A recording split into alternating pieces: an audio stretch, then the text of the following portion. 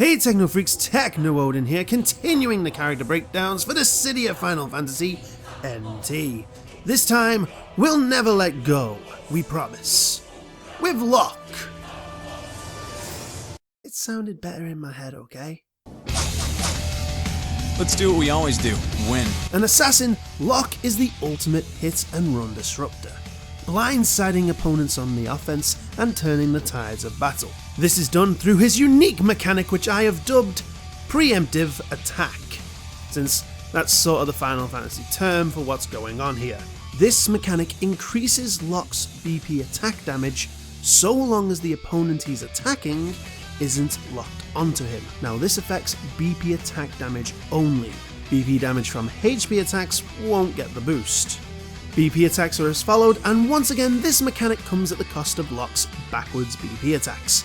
But at least he gains an extra dash attack, so no worries, right? This is the law of equivalent exchange.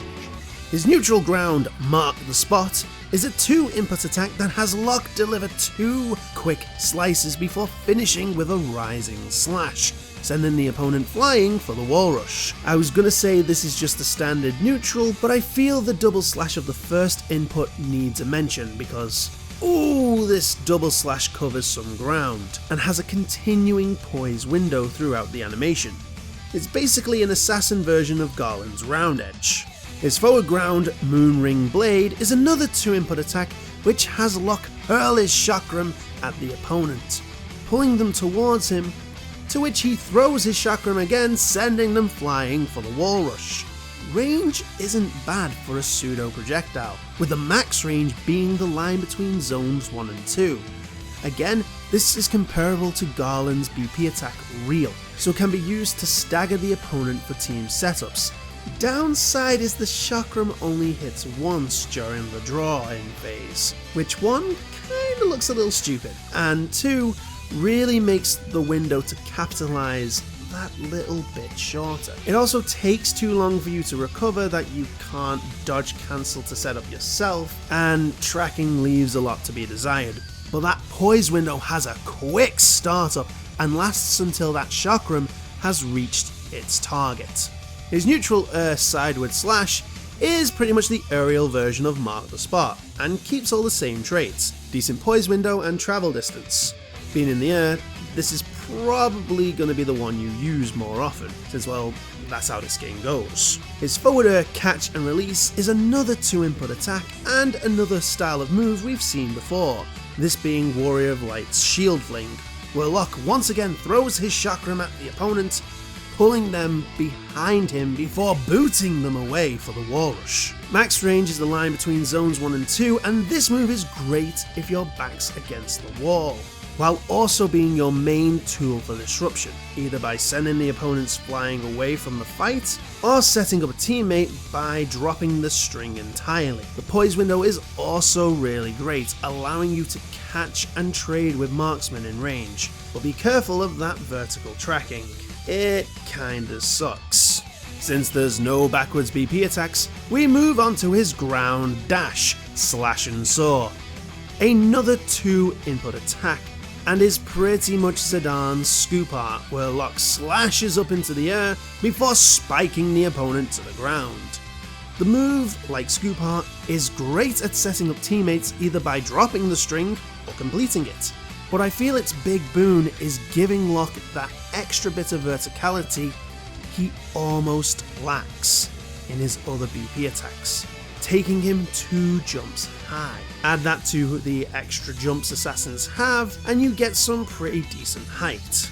His air dash attack, Deadly Chase, is another 2-input attack. This has Locke lunge in with a dagger thrust before finishing with a powerful slash, sending the opponent flying for the wall rush. This move goes well by its namesake, and it's really great for chasing down opponents, and with its decent poise window will cut through the enemy marksman defenses like a knife through the tension at an awkward family reunion with your Uncle George and his new girlfriend Tessa, who looks like she should probably finished her GCSEs last Tuesday, but it's better not to ask questions. My only gripe with the move is I would love the range to be a little bit better, instead of the line between zones 1 and 2. For HP attacks we start with Mirage Dive, Locke's desperation attack from his game of origin, Final Fantasy VI, and is pretty much Onion Knight's Blade Torrent, where Locke slashes the opponent from every angle, dealing BP damage, then finishing with a rising slash, dealing the HP damage.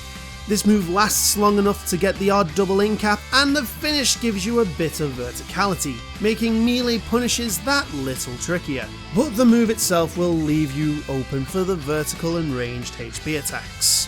His second HP attack is Ruthless Talons, a Dissidia original move as far as I can tell, and is basically a mini Rough Divide Spiral Cut hybrid, where Locke will dodge either high or low depending on their directional input, and slash at the opponent with a small vertical AoE pillar.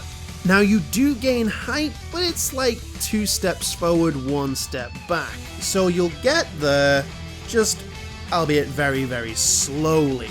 Not an attack used for movement. Still, it's pretty quick and does have a Tidus style dodge feature to it. His third HP attack, Phoenix Ray, is a contained explosion HP attack similar to that of Weapon Master and Thorns of Repentance, where Locke summons the Esper Phoenix to unleash a fiery blast. Max range is the line between zones 2 and 3, which isn't bad when you stop and think that this is his only ever ready ranged move. Also, it's fast enough to connect off a wall rush. Enough said.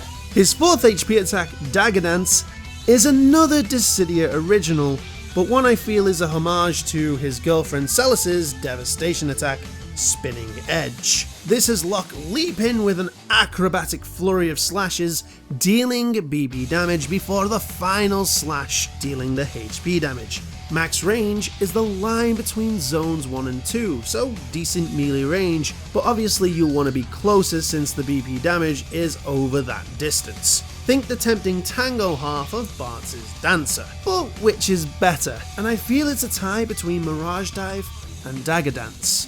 Both deal decent BP damage, and both are fairly quick. Phoenix Ray gives you a much needed range attack for the neutral, and sort of controls the field if used right. But it can easily be avoided, leading to some swift punishment. This might seem harsh, but Ruthless Talon feels kind of pointless. Sure, it has a somewhat dodge feature, but it's nothing special, and the pillar that it creates is just so small that it ends up not doing anything, really. It's a quick attack and probably one of his quickest, which is great for the hit and run play, but you'd probably go for Dagger Dance in that situation anyway. His unique EX skill, Steel... I feel I should inform you that there's a dagger to my throat, so I'll reword the last statement. His unique EX skill, Acquire Treasure, sits on a please don't kill me I have a family 30-second cooldown, and has Locke deliver a Tame Strike, which if he lands, will acquire an item, being either a potion or a bottle of ether. Then Locke can use that item by holding down the EX skill button. Potion, shown by a blue bottle icon, and aura, when used, will heal Locke for 100 HP. While ether, shown by the yellow bottle icon and aura, will boost Locke's BP by 100. So, not bad.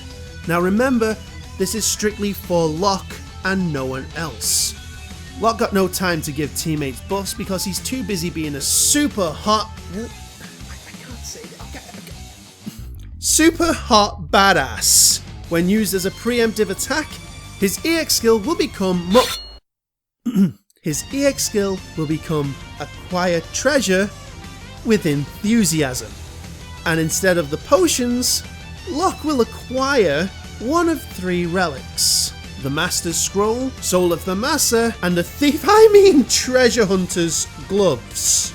The Master's Scroll, a relic in Final Fantasy VI that allowed the equipper to attack 4 times in a row, acts as a quick hit / army of 1 style attack, where Locke slashes and kicks the enemy to a total of an 8-hit combo. And when you look at the fact that his BP attacks are 2 inputs apiece, we have a nice little homage to the item in game, still timesing the number of attacks by 4. Soul of Thamasa, another relic in Final Fantasy VI that granted the equipper the ability to dual cast spells, allows Locke to cast Fire, Blizzard and Thunder in quick succession. So more triple cast instead of dual cast, but you get the idea. Max range is just teetering near the edge of Zone 3 on your radar, and this is Locke's only real projectile-based offense in the game outside of general EX skills, and is purely for lockdown purposes. No matter what, it will just stagger the opponent enough to potentially set up HP attacks. Finally, treasure hunters. 1 minute, guys. Hey, Locke!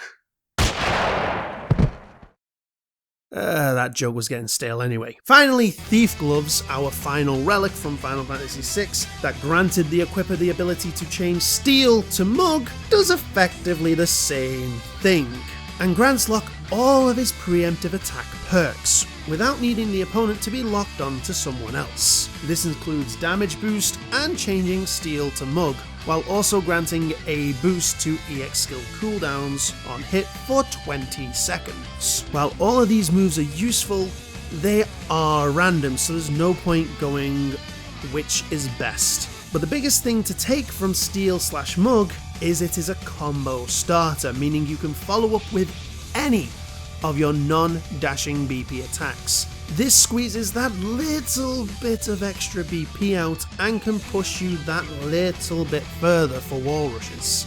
For general EX skills, I'll add that Boon does affect the Thief's Glove buff, but that RNG might not be worth it. What I feel will be a main use are the projectiles, Poisonga, Sloga, and Bainga. As like I said, Locke, like a few assassins, doesn't have many, if any, projectile offense. And that, which we'll talk about soon, is a big issue. At least with one of these, he has something to throw out every once in a while. For team comp, it's good to have teammates that draw the opponent's eye, whether it be Warrior of Light with his Holy Chain EX skill, or Golbez just based on the fact that everyone wants to kill his dragon, making him an amazing decoy/meat shield, to give Locke as much chances to gain damage and relics. Overall, Locke is a real mixed bag.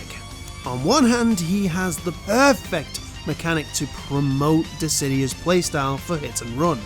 A lot of assassins play this way, and Locke feels like a great stepping stone to make this style instinctive. My main issue is his kit is lacking in moves that solidify his place in that role. I know I've been making jokes about equivalent and exchange, and in some cases, sure, that's necessary, but Locke is lacking in some of the key components that great assassins have.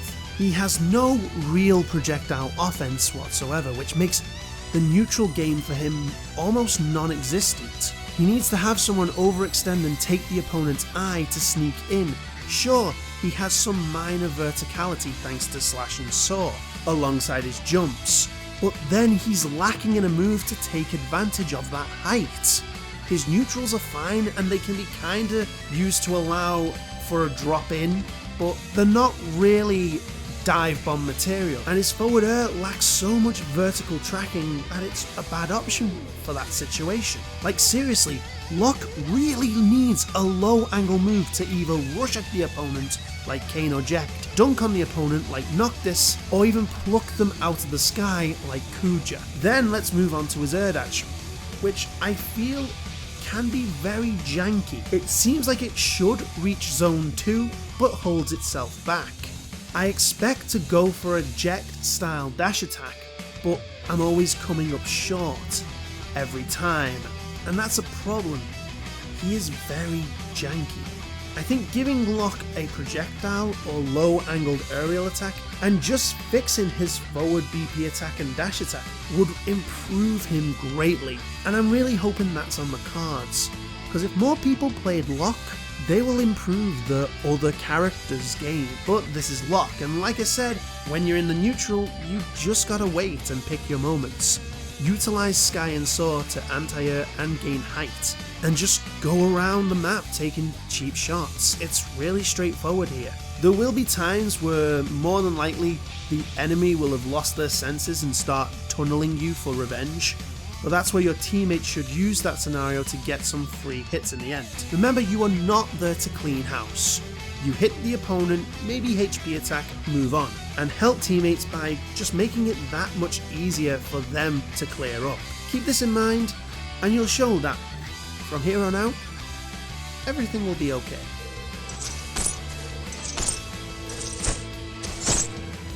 Could have won that in my sleep. Okay, that's it for today's breakdown. Don't forget to subscribe, hit the bell thingy, and share this video. Also, if you have any tips and tricks you found yourself, please share them in the comment section below. And finally, tune in next time where don't you think of letting me off easy with Renoa. But until that day, this has been TeknoOdin. Take care.